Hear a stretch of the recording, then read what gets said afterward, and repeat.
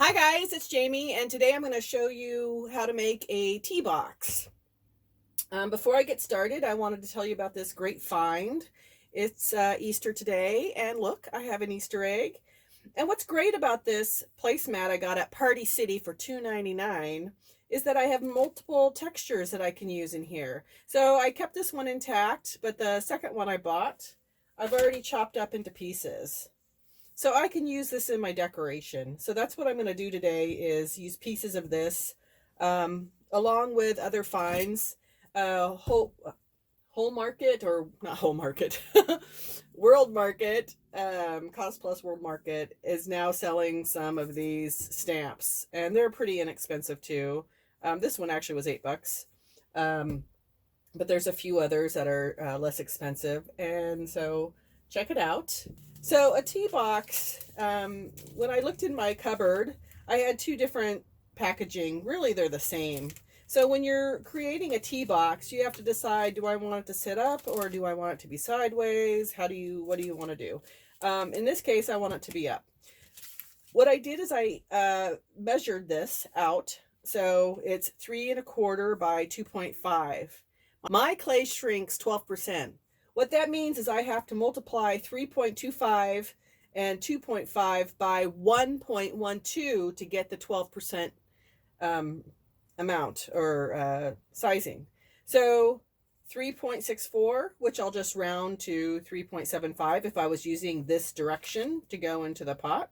But I've decided to go with tall side up, which means 2.8.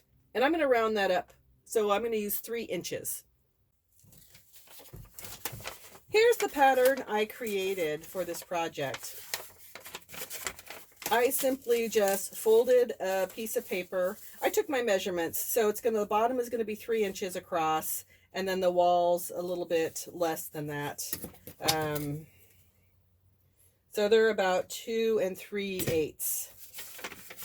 So I figured what that would be across, adding all my sums up, and then lengthwise. I think if you start off with a 13 by 13 or a 12 by 12 piece of paper, you'd be fine. So you just put it into fourths, figure out your dimensions that you want for your base, and half them. Measure them out here, 1½ by 3 inches here. And then the way that I got this length here that I wanted is simply to match these guys. So I wanted to be able to press that into either the top or the bottom of my piece. Anyway, so once you've figured out your dimensions, the easiest thing that I found for a wrap around box is to start off with a square and then just go off how far out you want to go. So I've experimented with a square shape and then going 1/2 inch and 1/4 inch. So this particular pattern, I started out with a square and then I went 1/2 inch this way and then 1/2 inch this way to get this diagonal. So you can experiment what you would prefer to do. All right, so let's get started.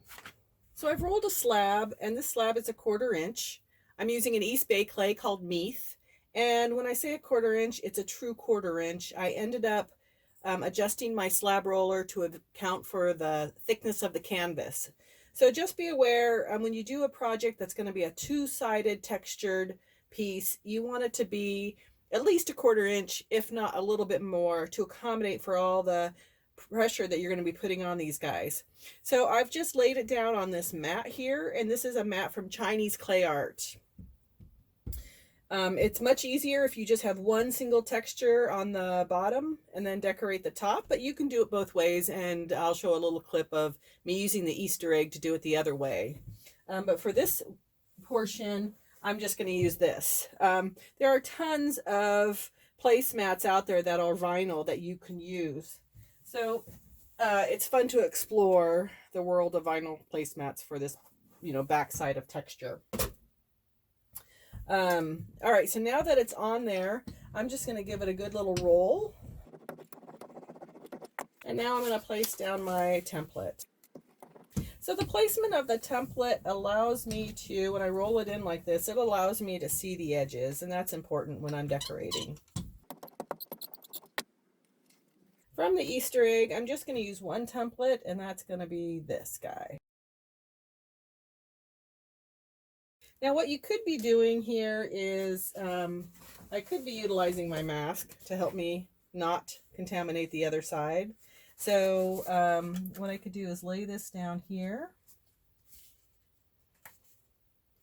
And now I'm protecting this edge.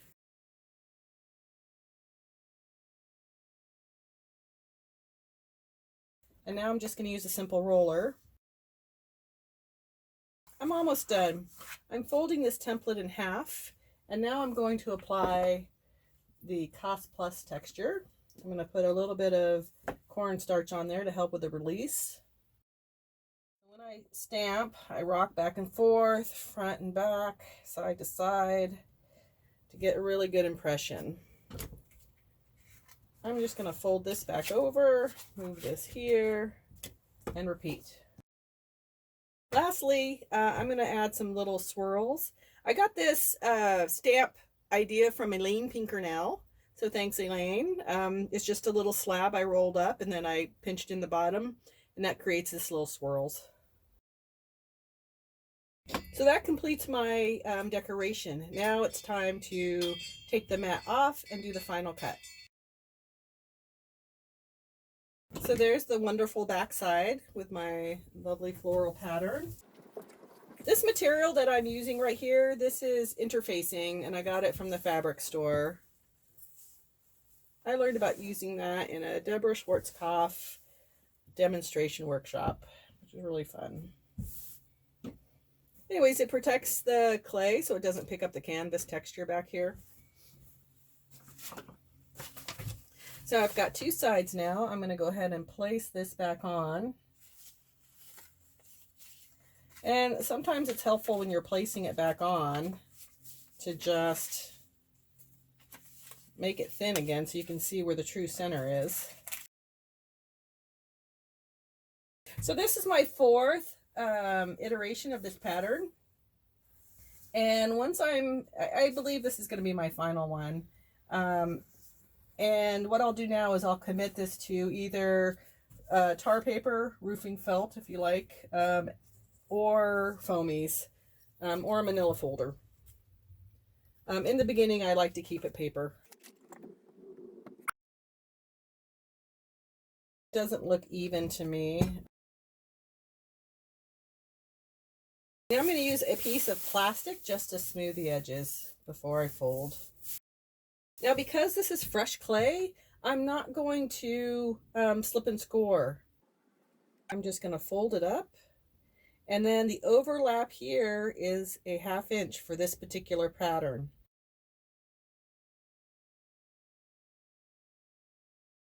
I'm going back to my edges now and I'm pressing in more. And then I'll go around to the corners and kind of flip them up on the bottom to seal that hole that's down there. So let's take a look at this box here. It's starting to flop over. So it's not really the box-like consistency I want. This can be kind of a cool design. I could keep it like this, but I want it to be a box. So what will happen is I'll put it on a board and I will prop open the sides like this until it's set up and then do the finishing pieces.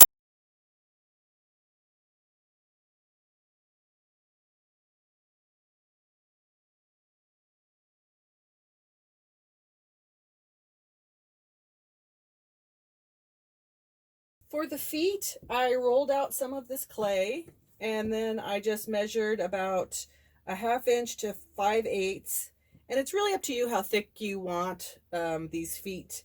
And then I just measured 2 inches, so that's all you'll need. And I used a texture from the placemat, a little bit different from what I used on the front side, but you can consider carrying over the design that you did. So once I cut them into 2-inch strips, all I'm going to do now is kind of put them in a U shape and then push down like this.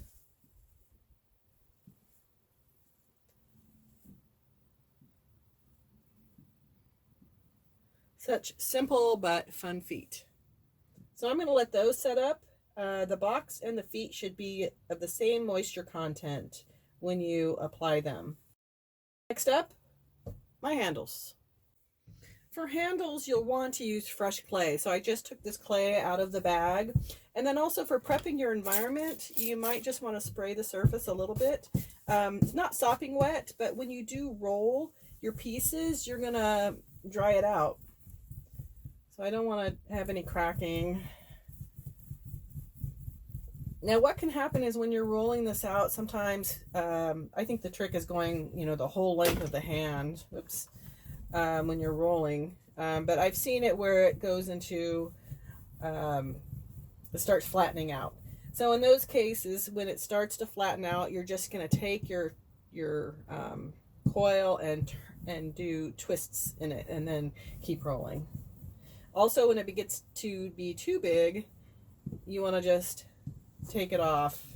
Now, for this handle, I'm probably going to roll it a little bit bigger than what I need and just trim to size when I want to. These are bordering on a little small, so let's see what I can do with this one. I'm gathering about 6 inches would be needed for each handle. All right, that's a little bit thicker. I'm going to stick with that. So I'm going to roll both of these and we'll see what happens.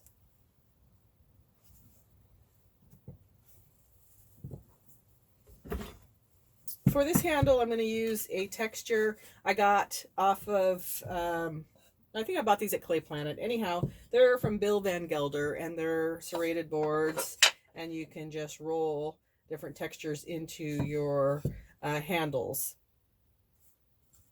If you do pasta at home and you have gnocchi boards, you can just use those as well.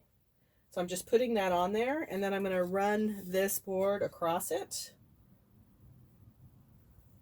And then I get a really nice texture. For this set, I'm going to try something different. I'm going to put it on as before, but I'm going to change the orientation. So instead of running it up and down, I'm going to change it to be side. And now I have this texture. You could also do a diagonal. That's kind of a fun thing to do. Check that out. That's a licorice type style. So you can just play around. These boards are fun. All right, so I'm going to twist these into shape and let them set up. So here's my box all set up, and I'm now going to assemble the rest of the pieces that have set up as well. So I've chosen to go with this style of handle. The next thing for me to decide is how high. Do I want it to sit up here, or do I want it to be a little bit lower? And I'm kind of liking the lower look, so I'm just going to mark with my fingers where I think it should be. And then I'm going to cut. I'm going to cut a little bit below that to give me some room for moving it up and down, smashing it in. So here are my two handles. So those are going to go on last. I'm going to let them set a little bit longer. And now what I'm going to do is flip it over to add the feet. Now I'm going to just put another board here, flip it over, and work on the back. So these pieces will go at the corner. So you'll need to score these ones on. And then you can also check your corners to make sure you don't have any gaps while you have it over, and address that if necessary. So I'm just going to go ahead and mark this and score.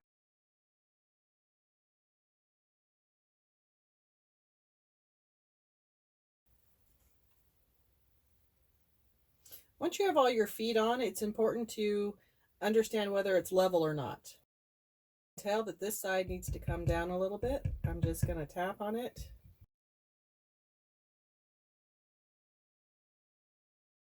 Another thing you might want to do is just go down and look to make sure that it's touching all 4 feet. And now that that's on and level, I'm going to flip it back and work on my handles. I'm scoring the edges here.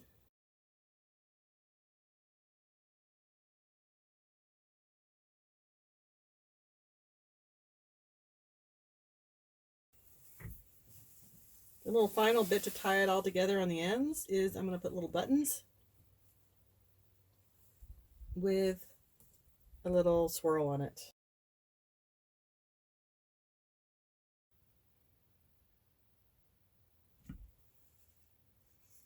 So that's the project. Hope you enjoyed it. Hope you try it yourself and have some fun. All right, see you next time. Thanks.